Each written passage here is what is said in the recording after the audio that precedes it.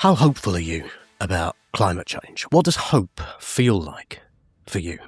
Have a think about that. And while you do, I want to start this episode of Your Brain on Climate with a tale of this geezer that I just learned about. He was called, in English, Plenty Coups.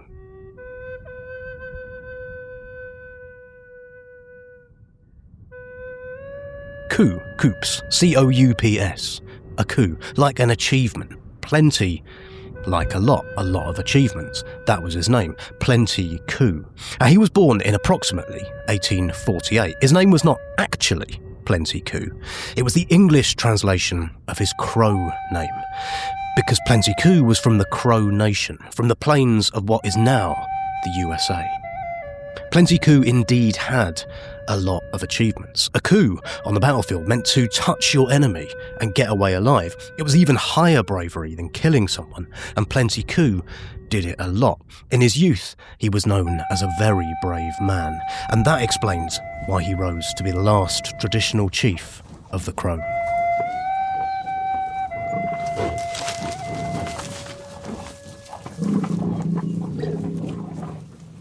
Plains Indian life was built around the buffalo. There were up to an estimated 60 million buffalo on the plains before the white man turned up. So many that the earth shook and the horizon darkened as they passed. The buffalo were the heart of Plains Indian life, economic life, cultural life, even spiritual life. And the Crow and other nations relied on them for everything. Food, fur, shelter, fuel, the works. So hungry for land and for conquest, many US military leaders therefore supported wiping out not just the Plains Indians directly, but also the buffalo. Because as one US soldier said, every buffalo dead is an Indian gone. And they were, by their own terms, staggeringly successful. One of the biggest and quickest deliberate destructions of any species in history happened. By 1885, that estimated 60 million buffalo had been shrunk to only a couple of hundred. No more buffalo. And so what even is it to be a Plains Indian nation anymore? Plenty Coups, leader of the Crow Nation, said, "When the buffalo went away, the hearts of my people fell to the ground. After this, nothing happened." Put yourself in Plenty Coups' shoes, or moccasins, when facing the destruction of his entire way of life, his entire nation. What happens when the world that defines your entire life has disappeared? What do you hope for still? What does hope in that context even mean? Hope in the face of difficulty. Hope in the face of uncertainty. The audacity of hope in the end. As a boy, Plenty Coups experienced a vision in which a storm destroyed a forest, leaving behind only one surviving tree full of chickadees. Now, in Crow tradition, the chickadee was a bird that is alert to danger. It adapts to the world around it to survive when there's trouble. So Crow elders interpreted Plenty Coups' vision to mean that the crow would only survive the rapacious American colonizer expansion not by fighting, but by listening, learning and adapting. And Plenty Coups took that to heart. So there is an irony in his name. This is a man who got his reputation due to his famed bravery in battle. But when he was on the edge of extinction for his people, he was done fighting. Most other Plains Indian nations fought hard, fought the US in the face of annihilation. Understandable, but ultimately futile. Plenty Coups chose another way for the Crow. Be like the chickadee. Adapt or die. So the Crow Nation stopped fighting. Instead, it allied with the USA, even serving as scouts in its attacks on other Plain Indians nations like the Sioux. Unlike most of those other nations, the Crow managed to come out of it with something. They managed to retain a reservation in part of their homeland, what we now call Montana. And they probably got the best deal they could. But in many ways, the Crow Nation still lost. The end of the buffalo was the end, in some sense, of them. Most of the things that defined the ethical systems and the concepts of the Crow Nation, like bravery in battle, skill in hunting buffalo, well, they were gone. So no wonder that Plenty Coups said, after this, nothing happened.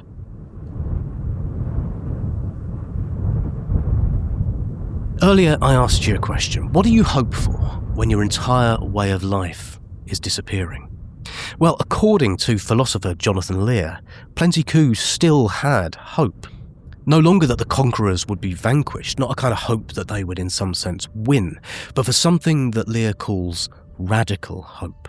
Radical hope, Lear says, isn't the kind of hope we usually entreated to have when we're asked to have hope about something like climate change. You know, that kind of up and at 'em boys, we can still win this, things are improving, stiff upper lip type hope.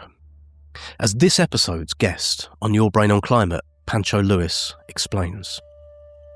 The core of radical hope really comes to this idea that it's the capacity to hope when even like the vocabulary that we use to make sense of the world no longer holds that explanatory power because the world is changing so fundamentally around us. It's the capacity to hope when everything feels truly and utterly hopeless. But the thing is this, there are, it turns out, many ways to hope, including about climate change. From the protester waving a placard to a parent teaching their kid about climate change, and even hope can be found in what looks like the despair of so-called doomers who appear to accept climate breakdown is inevitable. So in this episode of Your Brain on Climate, we're going to ask not just how hopeful are you about climate change and what that hope feels like inside you, but what happens if the burning hope of activism gives way to something else, to different types of hope, slower hope, radical hope. We've got a planet to save. Urgency is of the essence. So, is that allowed?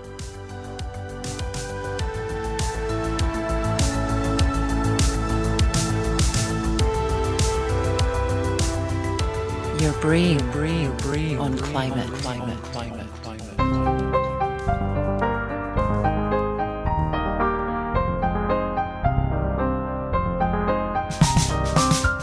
Welcome to Your Brain on Climate, the show about human brains versus the climate crisis. I'm Dave, got a tiny bit of a lurgy, so forgive the froggy throat. This is the first in a two-parter mini-series about perhaps the most basic emotions there are when it comes to thinking about climate change, hope and fear. Next time we're getting dark and moody and we're thinking about fear, how it can both inspire us to act on climate change but also be used to get us not to act. But this time we are talking about hope. Now, before we do that, the usual quick housekeeping. Before we get going, a reminder, I make this podcast all by myself. I script it, I edit it, all of it, and I pay my guests because I value their time, and I hope you value their time too. So if you like what I do and you want me to keep on doing it, please do consider chipping in a couple of quid a month over at patreon.com/yourbrainonclimate. Your dosh goes so much further if you give it to me than if you chuck it to one of them faceless massive podcast companies with their fancy sofas and their pinball machines. And if you can't or you won't do that, that's fine, of course, but please do give me a 5-star written review and an endorsement at your podcast medium of choice. It goes such a long way, you wouldn't believe it. Remember, if you hear this noise, it denotes wisdom. It means somebody, usually my guest, has said something you probably want to read more about. So if you check out the show notes, there's going to be a link to more info. Right, on with it. Hope. Joining me on this episode of Your Brain on Climate is the academic Pancho Lewis. You could just say that I'm, a researcher at Durham University and, that I sort of specialise in climate change and the sort of politics of emotion. Now there's some big words straight off the bat. The politics of emotion. What, I asked Pancho, is that? So instead of starting with sort of thinking about emotions as something that pertains to individuals, it's about thinking about emotions as things that kind of exist in social spaces and affect people through that mechanism. Do you mean like in a football crowd or something? Yeah, that's a good example. Because there's definitely, like, I go down to football and sometimes you can almost touch, you can almost like reach out and kind of grab a sense of frustration or excitement, can't you, from the air? Yeah, I mean, it's, if you're in a rock concert, right? Or any kind of concert, and you're standing and jumping around and you're feeling all these sweaty bodies around you and you're feeling everyone, feeling your heart pumping and there's something atmospheric that's sort of catching you. It's thinking about emotion through that lens. So, I mean, emotions show up in politics all the time. Like every single moment in which politics is happening, emotion is happening at the same time. And that's what's making a political movement or a political leader effective or ineffective. Their capacity, be it the leader or the movement, their capacity to kind of connect with, mobilize, amplify emotions towards certain ends and objectives. So it's happening all the time. So you've done a lot of thinking about hope and this thing called hope, and we're going to talk all about your interesting work on that. But would you say that like hope is an emotion? That's a big question to start you off with. It's a big question, and I'm not sure. What do you think, Dave? Right, listeners, I told him he was allowed to, if I asked him any hard questions, he was allowed to ask me what I think, and he's asked me the hard one. I don't know what it is. I've got a complicated relationship with this thing called hope, because people in the sort of climate world will always talk about like it's important to still have hope. As if it's, don't give up hope. It's important to give people hope. It's important to still have hope. As if it is an emotion, or as if it is a kind of condition that you can create in people in the same way that you can create anger or you can create, sadness. But I've never been sure if it's an emotional state or whether it's something a bit deeper than that, like something core to what humans are. Like hope is just a part in some way. We all kind of hope for a good day ahead, else we wouldn't get out of bed. We all kind of hope for the project that we're doing to work, otherwise we wouldn't do it. So I'm not sure what I think, really. I think you're right that it's a core, fundamental part of what it means to be human. I've been thinking about this question, and it came up in a presentation I gave not long ago, which was this question: is it like possible to be alive and not to hope? And I think that fundamentally, it's not possible to be alive and not to experience some form of hope, because hope is what keeps us moving. Without hope, we're stationary. We're effectively dead. We're not alive. But I think it's also sort of pausing that thought for a second as well. I think almost the interesting question as well to ask is not what is hope, but rather what does hope do? It may be that we can't actually understand what hope is. And if that's the case, then maybe the pertinent question to ask is, well, what does hope do? And what do different types of hope do? What do they enable us to do? What do they sometimes prevent us from doing? That sort of shifts the focus away from really trying to get to some sort of essential definition. Instead, it kind of gets us to think about hope as always connected to some form of action or some sort of thing that we're doing. Yeah, all right. Okay, I'll let you off that for now then. Yeah, we're coming back to this. You haven't got away with it that easy. But I do think that is an interesting question. I do think, the way you answer that, what does hope do, I think sort of implies that it is part of the operating system of humanity, right? I had a recent chat with Jeff Beattie, and we had a little mini chat about optimism and about how, one of the things I mentioned in there is kind of to be human is to fundamentally be optimistic. Otherwise, the stories that we tell about why we do the things we do, the motivation, like I'm going to get up in the morning, I'm going to do something. Like if we thought it was all not going to work, we wouldn't do it. And I think hope to me feels like that. And so what does hope do? Gets you out of bed in the morning, doesn't it? Gets you like fundamentally going around doing your stuff, all of this crazy stuff that humans do. Yeah, it's really interesting. There's also a difference between hope and optimism. And so optimism in the sort of literature that I've engaged with in sort of critical social sciences, optimism is thought of as a kind of disposition. So it's sort of a kind of default state. I'm optimistic. I think that things will work out, that things will be good. So regardless of circumstance, regardless of what's happening, it's there. Hope, on the other hand, is always kind of attached to some sort of like outcome, and it's responsive to the situation you're in. And in that sense, it's also something that's active. It requires us to kind of work on things. So people like to say, I don't want to be optimistic. I want to find kind of forms of hope that I can genuinely be invested in and work with to think about the situation we're in and facing. hope is active, optimism is just default, it's more passive. So you hope for something as opposed to... So optimism is a state, but hope is like, I hope for a nice Christmas bonus. I hope for Brentford to win at the weekend. I hope that we don't burn the planet to a cinder. Like, is that the difference? That's very well put, yeah.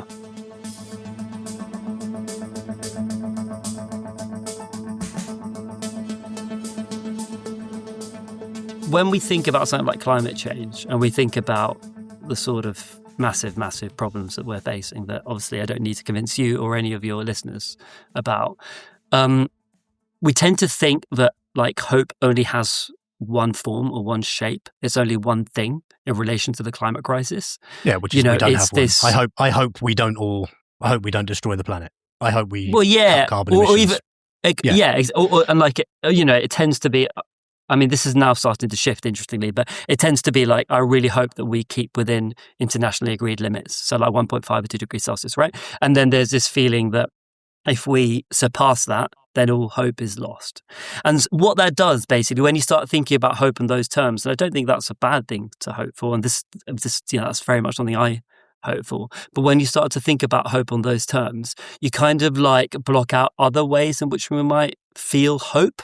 And that's kind of where my interest came from in terms of thinking about different forms of hope, in this paper that you've read and I'm talking about now. I think about like these different forms of hope: urgent, slow, and radical hope. Those are the key ones I sort of think through in this paper. Yeah. Urgent, slow, and radical hope. Okay. Yeah. So anyway, we're going to pick those apart. But yeah, sorry, carry on, Pat. Yeah. So it's just to say that we are entering a very difficult period now, given that we are so close to this this limit of breaching targets, and it doesn't feel like we're going to get to that 1.5 or 2 degrees Celsius goal. It seems like increasingly unlikely. And in those circumstances, the response isn't to say, well, we've lost all hope, we're screwed. The response that I'm arguing is that actually we can continue to feel our way through and sort of construct creative forms of hope so that we can continue to act politically and continue to do whatever we can.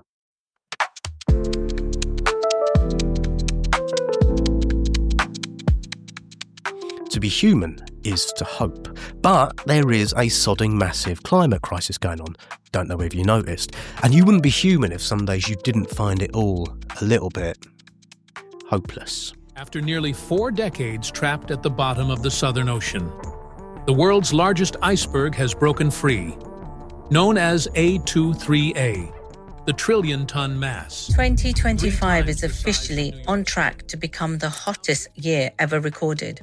Not in a decade, not in a century, in human history. So how is it for you? Maybe day by day you feel more or less hopeful, depending what mood you're in, what you're listening to, who you're with. Or maybe your hopiness, if that's a word, kind of ebbs and flows and has changed over the course of your life. I know mine has.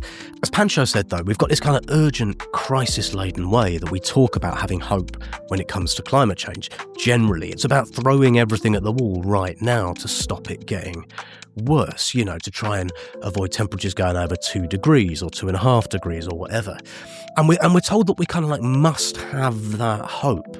Like, we mustn't give up that hope. And this is what hope looks like, and not to have it is somehow to give up. So we're going to hear more from Pancho in a minute about all the types of hope that he's identified, starting with that urgent type. And let me be clear, right, like saving the planet-wise, urgent hope is useful. It's the kind of hope you wear as a sword and a shield when you're girding yourself for a struggle. And a struggle is what we've got. It gives you strength to keep up a fight that can feel forlorn at times. It can inspire others. It's fueled groups of people to do exceptional things throughout history, be that in war, politics, campaigns, or just like life. But is it the only type of climate hope that is possible? Right, okay. We need to get into this a bit. So, right, you said those 3 types of hope. The first of those was urgent hope. So, what is that? Yeah, so that's the most sort of commonsensical naturalized, if you like, form of hope that we talk about in the climate movement. So that's this feeling we need to get to this 1.5 or 2 degrees Celsius target. That requires working with urgency. It requires working really quickly, and it has a really sort of definitive like objective, right? That hopeful future can be realized when we get to that goal, which is really, really clearly outlined. Okay. Right. And it's interesting because I talk about it as being quite a kind of capacious term, because it actually encapsulates lots of different kind of actors and people who might not connect up together. So it goes everywhere from like the kind of radical socialists, say like a Green New Deal vision of change, which is very politicized. It's all about like transforming how the state works, transforming and challenging capitalist structures, right through to sort of technocratic ways of thinking about climate change, which is about, this, that it might be more focused on technology. It might be a bit more focused on even, the sort of techno-utopian stuff around creating these magical devices which suck out carbon from the atmosphere. Those are two very, very different ideas about what it means to respond to climate change, but they're both united under the banner of urgent hope, because they're all about acting quickly, acting decisively, acting with sort of strength and vigor, and having that really clear, definitive objective that to work towards. Right. So if you are, to take those two examples, if you are a radical lefty Green New Deal campaigner, or you are a capitalist greenie who thinks technology will save us all, but both of you say, I'm doing this because I believe doing this is part of getting to no more than a 2 degree temperature rise or whatever, you are basically kind of, in terms of hope, the same. Yeah, you're certainly. Yeah, yes. I mean, you're still kind of advocating for a form of urgent hope. It has an urgent rhythm to it, and it's the other elements that I've just described now. It's interesting because, and we'll get into this, but I suppose like if you have a loved one in the hospital. And, sorry if anyone does, but, that kind of thing when there is a thing in front of you that could go well or it could go badly. And, you're kind of like, I really want it to go well. And you're focused on that. And when people say, are you hopeful? You know what exam question you're answering. You're answering, are you hopeful that your granddad will be okay or whatever? Is that sort of like that type of hope? That kind of like, it's obvious, it's clear, and it's kind of in front of you right now what you need to do? Yeah, maybe I would just say all it is. It's a form of hope where the sort of objective is in the short term future. Yeah. Okay. It's not stretched out. It's not like happening in 100 years. And it's not something that's like blurry. It like has to happen right now. Yeah. Okay. All right. Yeah. So an urgent hope would be like, I'm a Man U fan, and that's good because recently they've been doing well, but by the time the podcast comes out, they'll be doing really badly again. Urgent hope. I want them to bloody score this goal right now. Right, they have to score this goal. If not, we're not going to beat. Who was it that we were playing recently? I can't remember. On Saturday we were playing. It's 2-2. Went through to stoppage time. They scored. Yeah. Right. Okay. Yeah? Good. Okay. So we're familiar with that. Right. Okay. And like, I did read your paper, as you said, and I think that there's some really interesting stuff about how you feel when you are urgently hopeful. Like you feel galvanized and, excited or maybe scared, but still like kind of, energized, and a bit like you are at the football. You kind of, you're attentive and fixated, right? Absolutely. So yeah. So I mean, I think a really good example of urgent hope as well, and it sort of connects to what you're just saying there in terms of our emotions, in terms of our like bodily state, right? Is something like electoral politics when it comes to an election. A politician stands up there, he says, this is the moment, this is the decisive moment, we're going to get this thing get this thing done. And if you're bought into that political project, you're feeling it. If you're in a rally, you're feeling it. And as you say, it's very galvanizing. And it's all about standing up on your feet and like, punching at the thing that you want to see happen. You're kind of part of it. Like it's almost like you're not detached from the hope. Like you are, in a way, kind of feeling physically constituted in the thing you want to happen. Does that make any sense? Yeah, I mean, I'd say that you're feeling physically constituted in any form of hope, and that includes like the slow and radical hope. It's just that your physical constitution changes.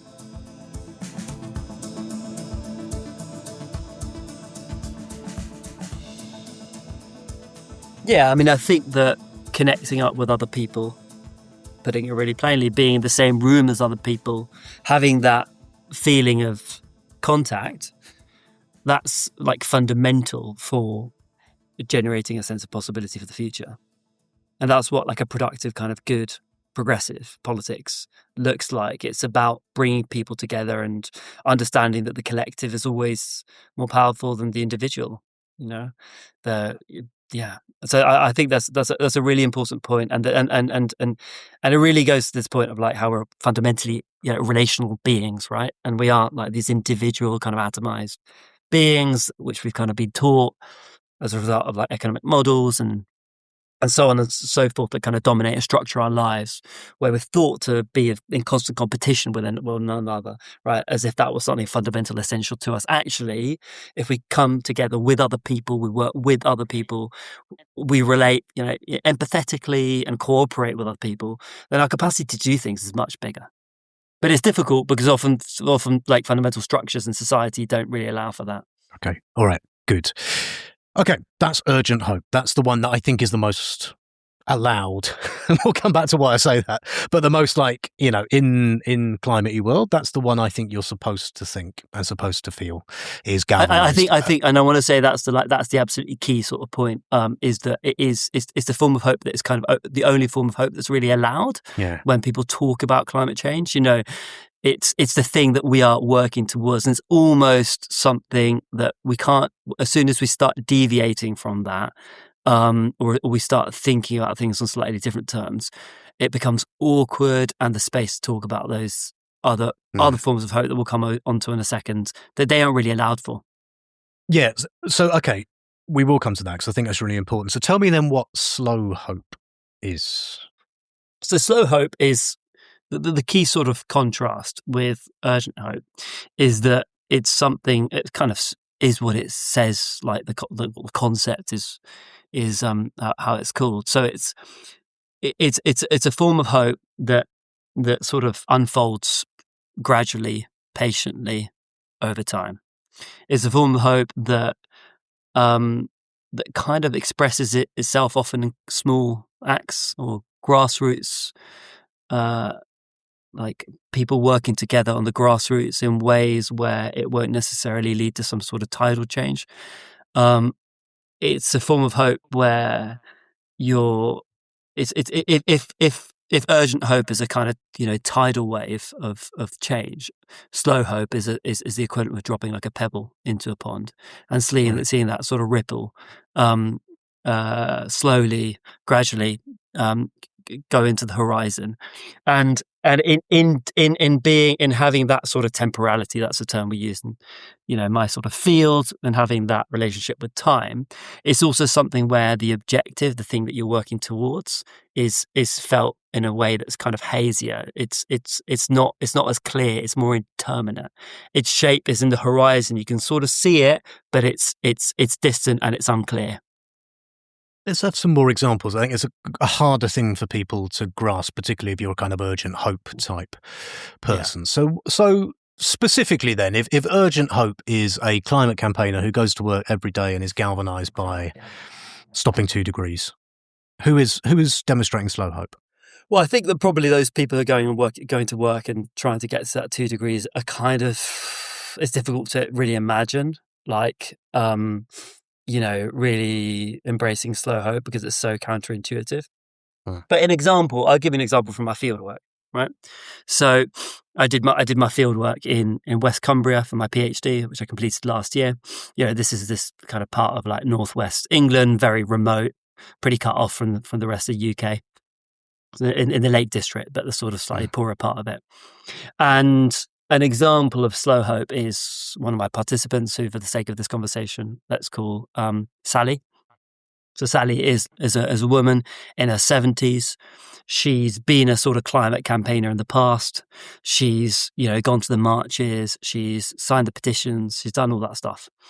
But she's kind of like become a bit disillusioned by the fact that that's not really leading anywhere, or at least it isn't generating the sort of change she'd like to see. But what she does is she doesn't sort of then decide, you know what, I'm going to stay at home and not do anything. I'm not going to like totally disconnect. I'm not going to turn inwards. Maybe that's a better way of putting it. I'm going to work in my community slowly, gradually, patiently, building those relationships, doing things that are going to sow the seeds of the possibility of change, where that change might unfold slowly. So really concrete examples, give you 2 examples. One, she's holding a meeting in her local library once every 2 weeks where people gather to discuss like climate change literature. Another example is she's connecting people up with like a couple of heat pump engineers that she knows in her local area. And so here she's not like, doing what the state should really be doing, which is insulating all of our homes and really rapidly getting people off gas boilers. She's continuing to like plug away at things slowly, gradually.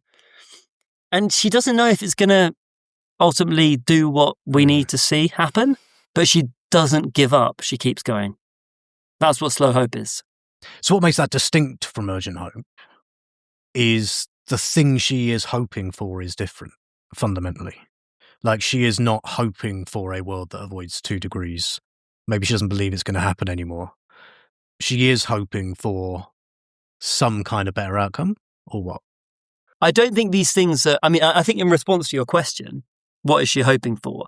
I don't think people are sort of like all the time sitting back conscious thinking, I'm waking up today, I'm hoping for this, right? It's much more unconscious than that. People have this sense, this vague feeling for like, often for the thing that's motivating them, and they can't always articulate or express it. And in the case of Sally, she's kind of hoping that these actions that she's doing might ultimately accelerate into something bigger. There's always this idea that grassroots change will sort of scale up and lead to some sort of transformative project or some sort of transformative change. But she doesn't know. She doesn't know that. There's no guarantees. And despite that, she keeps going. For me, that's what slow hope is. Yeah, and I can see that is hoping for a slightly different thing, or at least it's a different. You certainly feel differently about that kind of hope. That doesn't feel. I think with like... urgent, what I'd say with urgent hope is that, of course, there aren't any guarantees that you're going to achieve the thing that you're seeking to achieve, but like there's much more of a clear sense of attachment to that objective. There's a clear sense that, okay, maybe it won't happen, but maybe it will. And if it does happen, it will look like this. With slow hope, it's much, much blurrier. It's much, much hazier.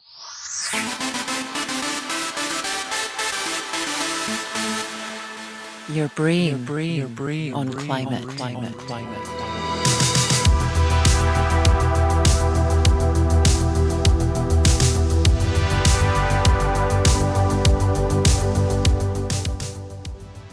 Now, I started scripting this episode while having a beer before watching my football team, Brentford FC, play at West Ham. I was probably the only person within a square mile of West Ham's football ground holding a pen. And the game itself, which played out, turned out to be really, really annoying. But it brought home to me something that Pancho and I have already talked about here, but I think is really important, which is like what different types of hope feel like when you're in a group of other people feeling that hope. And this is where that politics of emotion thing comes in.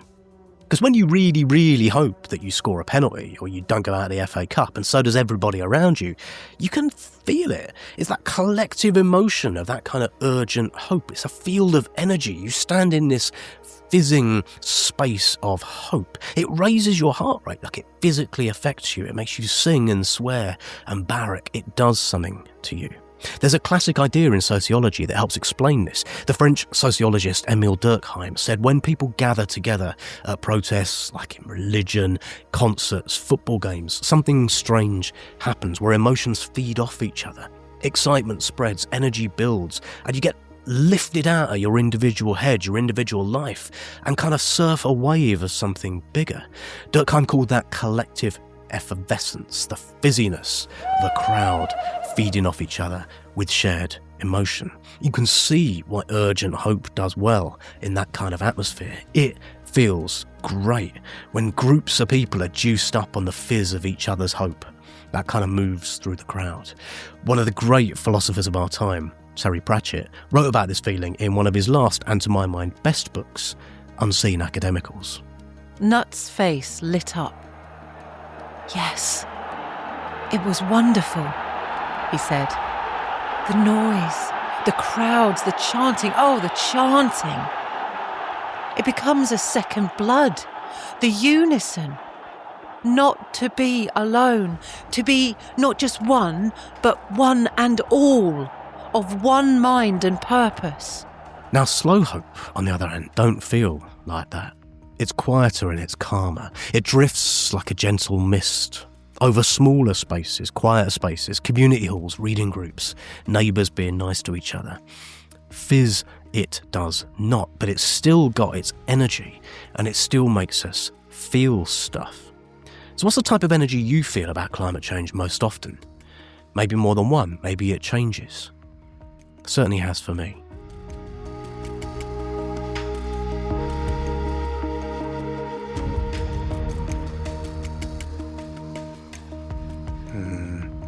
I wonder, this is really interesting for making me think about where I am, because I definitely I feel like over the course of what, for want of a better word, I shall call career, I've sort of become slower in my hope somehow. Like, I don't know if you can stay in a state of urgent hope for the 20 years I've been doing it for, but I also, temperamentally sort of feel a bit hazier about the outcome that I'm doing all of this for. And I don't know whether that makes me a bastard or not. Am I a bastard? No, I think you're just like a normal human being. We can't be like in a perpetual state of like urgency the whole time, because that is incredibly exhausting. By the end of you just run out of steam. We need to step back, and we need to spend moments where we decelerate.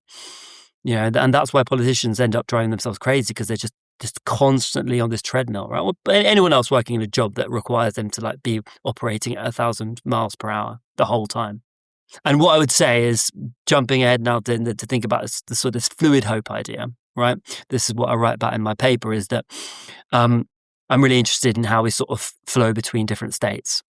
So instead of thinking about something like urgent and slow hope as things that are binaries or like, separate to each other, in fact, we can kind of flow between the two, and often they feed into each other.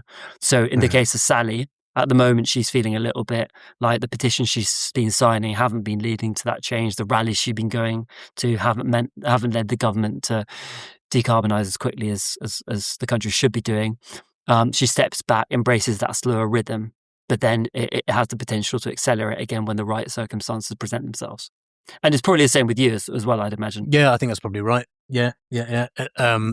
It's harder to have hope in a 2-degree outcome when you've got an orange bastard in the White House and you've got various other political problems on the horizon. That makes it harder, and I think that doesn't make hope. I think it's reassuring in a way to go. It doesn't make hope go away, but it makes hope feel different, constitute differently, and maybe the thing, the route from my actions to the thing I'm hoping for does become a lot hazier. Yeah, for sure. Yeah, I've also felt it as well. Like personally, I really felt this kind of sense of urgent hope in 2019 when we had Extinction Rebellion, we had Parliament declaring a climate emergency in the UK. We had Greta Thunberg. Climate was at the forefront, and there was this feeling, okay, finally, this issue is getting the attention it deserves. Maybe we're going to see some big changes. There was this real sense, okay, it might happen now. And like Extinction Rebellion had this 2025 target, which is now a year ago for being net zero, right? So that was all about urgency and about happening straight away and quickly. And what's happened, I think, and lots of people who are part of the climate change movement, whether they're working as activists or as scientists, whatever it is, things have sort of got a lot more difficult. That hope has sort of receded into the background. But my argument would be that doesn't mean that hope has disappeared. It's just decelerated. Okay, so and we haven't talked about the third type of hope, so what you call radical hope, which doesn't mean what, at least the way you talk about it, the way that you might think it means. It doesn't mean hoping for what Extinction Rebellion hoped for, which is like a really radical reduction in emissions. It means something almost the opposite. Yeah, this is like the most difficult one to describe, and it's the most sort of probably why academics like it, because it's kind of difficult to get your head around. You're not quite sure if it works, but maybe it does work. It's one of those concepts that slowly tugs away at you. I should say, so basically it's not, I didn't develop this idea of radical hope. It's this philosopher called Jonathan Lear, who's based at Chicago University. Editor Dave here, cutting in for a second. Here, Pancho explained the story of the Crow Nation chief Plenty Coups, which you've already heard, about how Plenty Coups, in the face of annihilation of his people and their way of life by US soldiers, took the path of cooperation, not resistance, despite, that meaning the end of his way of life, despite not knowing what the future held. And Pancho then told me about academic Jonathan Lear's description of this as radical hope, which you've already heard about. Okay, back to Pancho. Adapt and adapt radically and accept the need to lead his people sort of through the end of life as they knew it and onto the other side. And that meant totally re-envisaging how they were going to live. And the core of radical hope really comes to this idea that it's the capacity to hope when even like the vocabulary that we use to make sense of the world no longer holds that explanatory power, because the world is changing so fundamentally around us. It's the capacity to hope when everything feels truly and utterly hopeless. So there's a lot of that about, maybe not within the climate movement, but around the outside of what you might call the climate movement. There are a lot of people who, I'm thinking here of they're often called doomers, is often the term that people use, but, people who have basically gone, that it's done.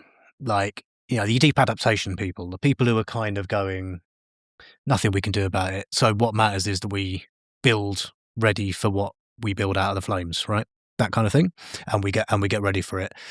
And that's what you're talking about in climate terms. Yes? Yeah, it is. And I kind of want to say as well that like this sort of stuff is really contentious and controversial. Like people have very, very strong feelings about this. And I absolutely 100% understand where people are coming from, because often like these people, I think the number one critique, which I think we need to take really, really seriously, is that these people are often quite privileged folk, right? And as we know, climate change isn't going to impact people equally, right? It's going to really, really screw over people who are really vulnerable, right? So it's fine to be a doomster and to say, there's nothing we could do about it. If you're sort of, in a place like the UK and US, of course, we're going to be affected by climate change, but like the extent to which we're going to be affected is probably incomparable to, say, if you're in a place like, South Asia or somewhere like that. So it is a really, like these people who articulate these forms of radical hope, or what could be argued are forms of radical hope, are certainly not immune to criticism, right? So I take that really, really seriously. But I still think it's relevant to think about radical hope, because, it may be that like, and it seems likely, probably, I hope it's not the case, because for all sorts of reasons, obvious reasons I don't need to explain, but it's possibly likely that, we're gonna if we see this kind of tipping points that people are talking about, we are going to see catastrophes, and there might be little we can do about it. But I guess my argument, and this is where I think this idea of radical hope is interesting, is that doesn't mean, despite catastrophes ensuing, despite everything really turning upside down, that doesn't mean the hope goes out the window. Hope's always there.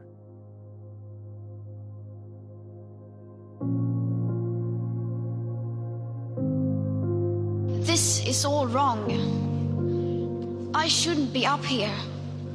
I should be back in school on the other side of the ocean.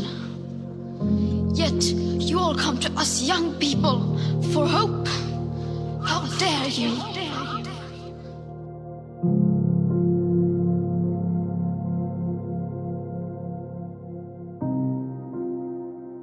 Okay, cards on the table, right? In a spirit of fluid hope. I have my moments.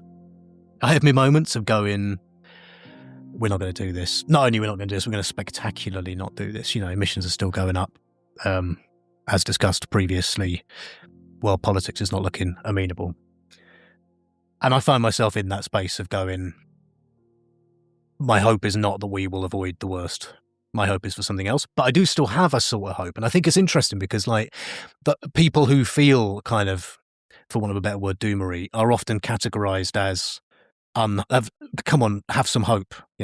You're saying they have got hope, is they've got as much hope as the next person, but it doesn't look like the urgent hope that is the one that wants to cut emissions urgently in the next 5 years? Yeah, so look, this is probably where I'm going to sound like some like really annoying academic, right? But like basically, I think they might have hope, and I think we should consider the possibility that they might have hope, starting from the premise that there's no such thing as not being alive and not having hope, right? We always have hope in some form or another. We spoke about that at the beginning of the conversation.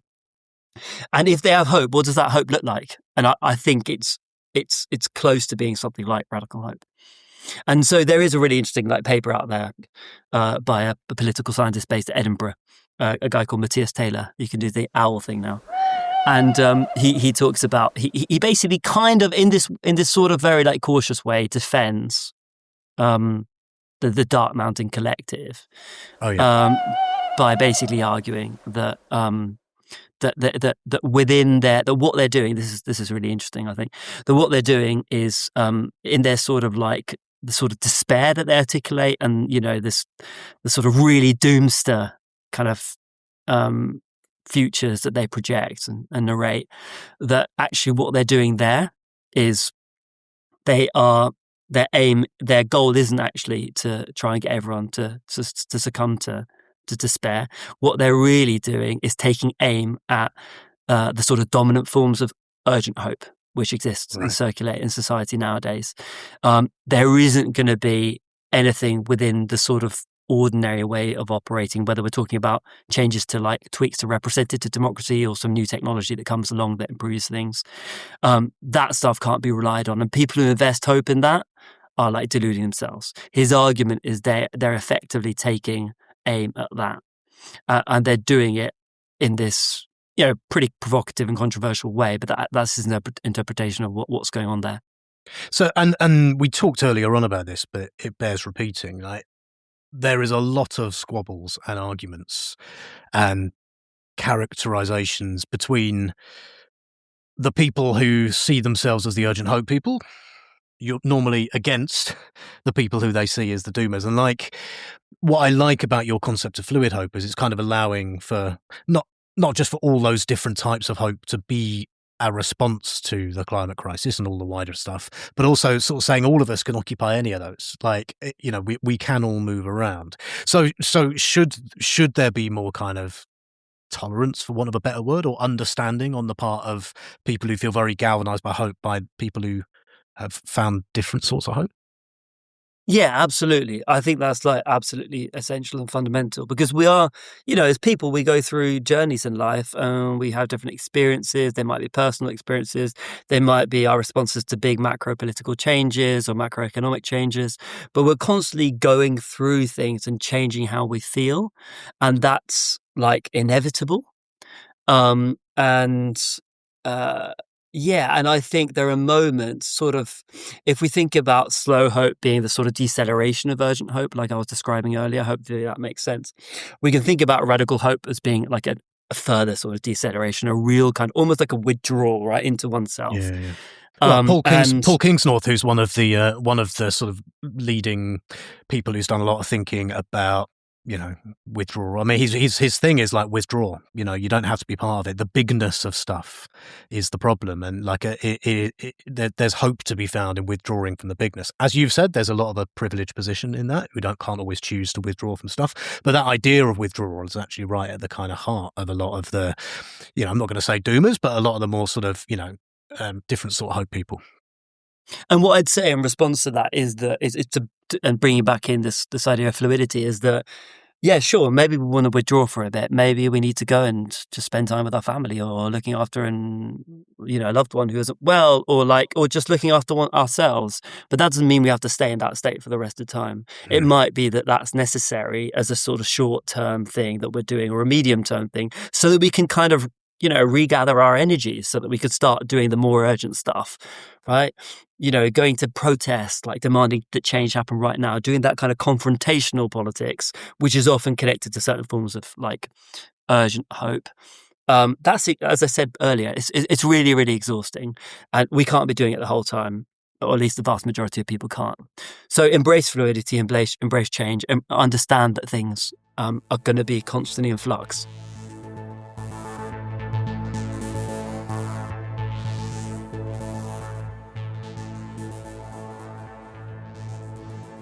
hope always has political implications. How we hope, whether it's urgent, whether it's slow, whether it's radical, that has a political effect. So to detach hope from those different political dimensions is to misunderstand what hope does. If I feel urgent hope, I'm going to be going out and doing things in a certain manner. If I feel radical hope, I'm going to be doing them in a very, very different manner. Those have different political implications. If I'm a socialist revolutionary, I'm trying to, drum everyone up, trying to get everyone to feel this urgency. We're going to have a revolution right now. The proletariat are going to take over the bourgeoisie, right? That depends on mobilizing, tapping into a certain form of hope. Right? If I'm one of these quote unquote doomsters, I've got a very, very different idea of what it means to hope for a hopeful future. But that has very real political consequences, which is why it's such a contentious thing, and you've got people like Andreas Malm, this eco-Marxian, big kind of eco-Marxist, who's doing a lot of writing, a lot of activism nowadays. He absolutely takes aim at these quote-unquote doomsters, because he says that you guys coming out saying we can do nothing about this, that's going to have real implications if people start listening to you. So he takes aim at them and he really goes after them. So hope is always political in that sense. Yeah, that makes sense, because if a politics of, there's nothing we can do about it, means you don't do anything about it. Crudely, you don't make the laws, you don't make the speeches, you don't create the emotions and the conditions that make people believe that 2 degrees is something we can avoid, or 2.5 degrees, or whatever. And then it works the other way around as well, right? In that hope comes from, the sort of hope that you have comes from whether or not you believe that is possible. I mean, it's interesting at the same time, because you got that banner, that sort of poster of Barack Obama, right, from 2008, and it's just got hope plastered all over it. Maybe that's the most obvious example of hope and politics being connected together. Although that strikes me as an example of the word hope being used in a way that I find quite annoying, which is just well, me too. Which is just when people use it. I mean, I do think in art, it is one of the most vulgarized words in climate, because I do think people use it unthinkingly. I think it's used as a kind of, normally I would say by the urgent hope people. And like I say, that's mostly been me, and probably is me really generally in the scheme of things, but by people who are just have no problem at all being in the state of urgent hope, for whatever reason, believe that change can happen, almost using it as a kind of a thing to accuse other people with. It's almost accusatory to kind of say, we need to have hope, we need to have hope, we need to kind of use it. It's not recognizing that the sort of hope, you don't choose what sort of hope you have.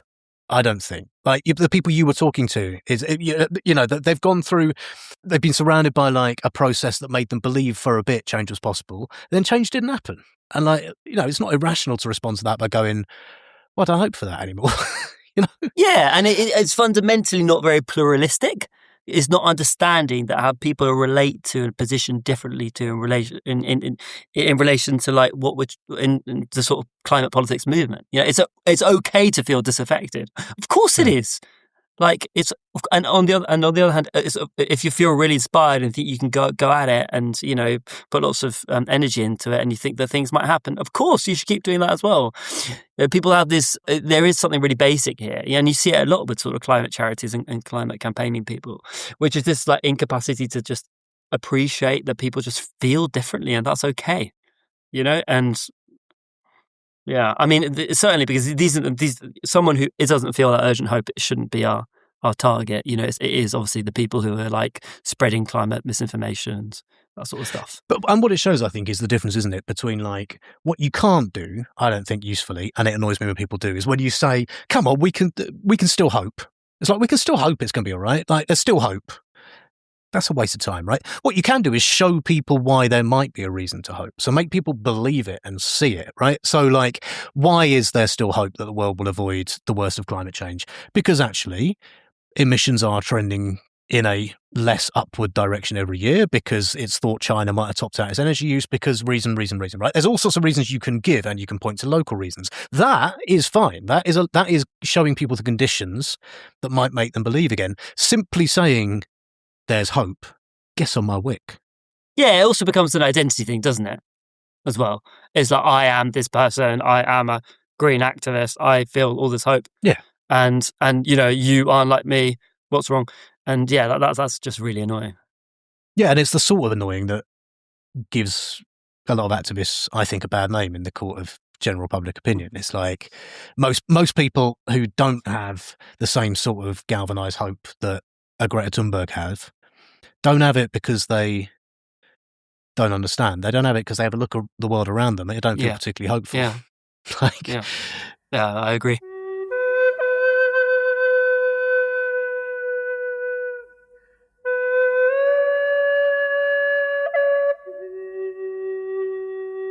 I'm nearly at the end of my chat with Pancho Lewis. Many things really stayed with me about this chat. One of them's been that idea of hope being a collective and a contagious thing. I thought back to one of my favourite conversations on here, my chat with the brilliant Sarah Stein-Lebrano about cognitive dissonance.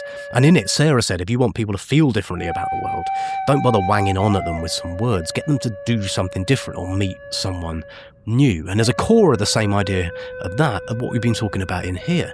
If you want your hope to get a recharge, go and hang out with some hopeful people. I know that my own very fluid hope is most urgent and sort of near-term focused when I'm with other people who feel like that too, that kind of energy of a room full of people, or giving each other yes we can pills. Makes you believe all sorts of stuff.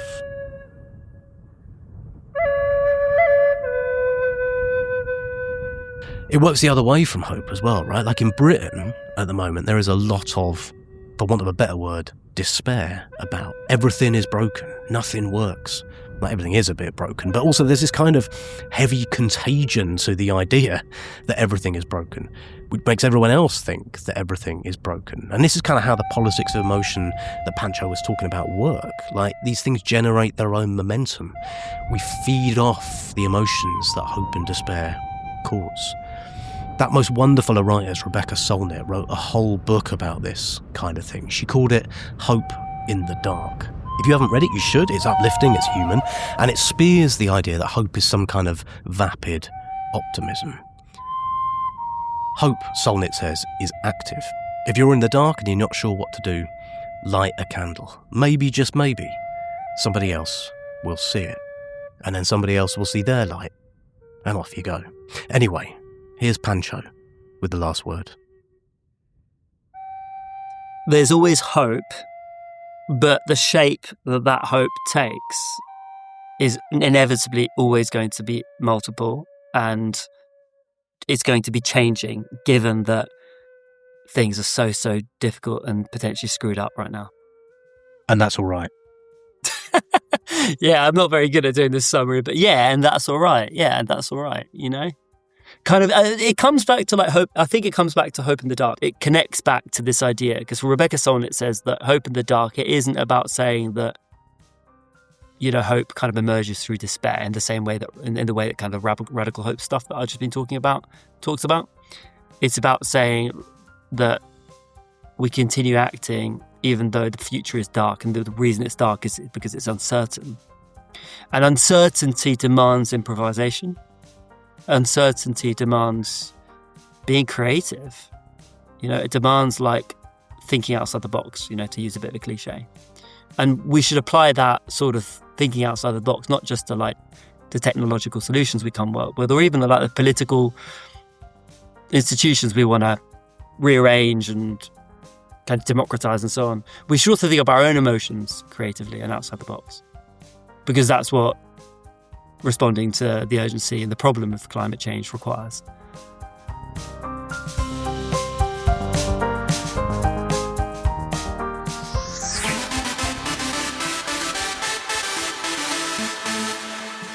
Thank you so much for listening to this episode of Your Brain on Climate with me, Dave, and a huge thanks to Pancho Lewis for his time. If you like this, check out the back catalogue. There's plenty of these to go around. Share this episode with a friend, drop me a review, and please do consider chucking in a couple of quid at patreon.com/yourbrainonclimate. A massive thanks to the wonderful Ruth Everett for the voices that you've heard. Okay, that's me. I'll be back soon. Until then, after all that, I hope you still have hope for hope, and that hopefully the hope that you have is the kind of hope you deserve. Or something. Okay, bye.